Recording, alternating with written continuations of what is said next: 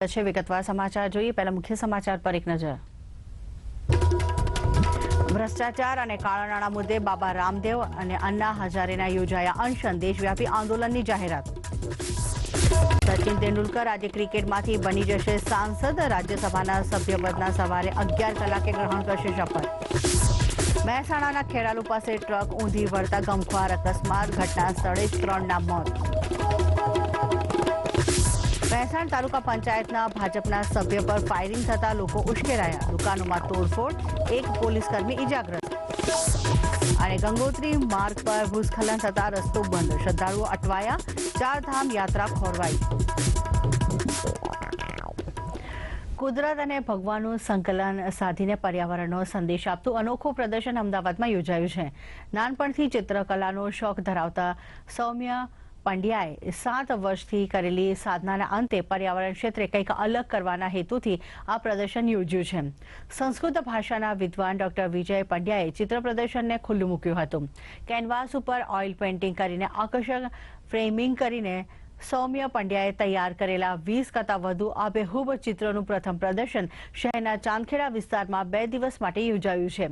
ચિત્ર પ્રદર્શનની સાથે બાળપ્રિય સૌમ્ય પંડ્યાએ પર્યાવરણના સંદેશ સાથે ચિત્ર સ્પર્ધાનું આયોજન પણ કર્યું હતું, જેમાં પણ બાળકોએ ઉત્સાહભેર ભાગ લીધો હતો।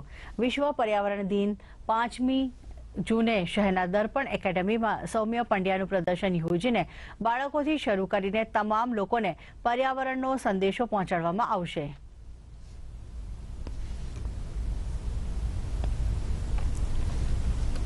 नेचर અને ગોડના કનેક્ટિવિટીના સબ્જેક્ટ પર પેઇન્ટિંગ્સ બનાવે છે।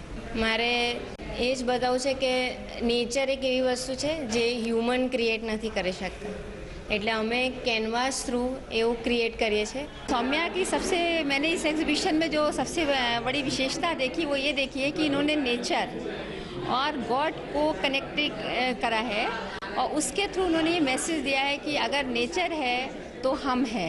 અને હવે સમાચાર પૂર્ણ કરતા પહેલા મુખ્ય સમાચાર પર ફરી એક નજર। ભ્રષ્ટાચાર અને કાળા નાણાં મુદ્દે બાબા રામદેવ અને અન્ના હજારેના યોજાયા અનશન, દેશવ્યાપી આંદોલનની જાહેરાત। સચિન તેંડુલકર આજે ક્રિકેટમાંથી બની જશે સાંસદ, રાજ્યસભાના સભ્યપદના સવારે 11 કલાકે ગ્રહણ કરશે શપથ। મહેસાણાના ખેરાલુ પાસે ટ્રક ઊંધી વળતા ગમખ્વાર અકસ્માત, ઘટના સ્થળે જ 3ના મોત।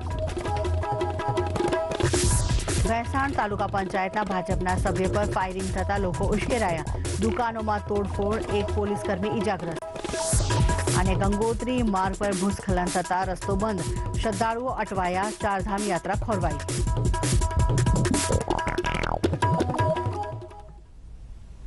તો આ હતું આજનું આપણું ગુજરાત, અને હવે જતા જતા એક નજર કરીએ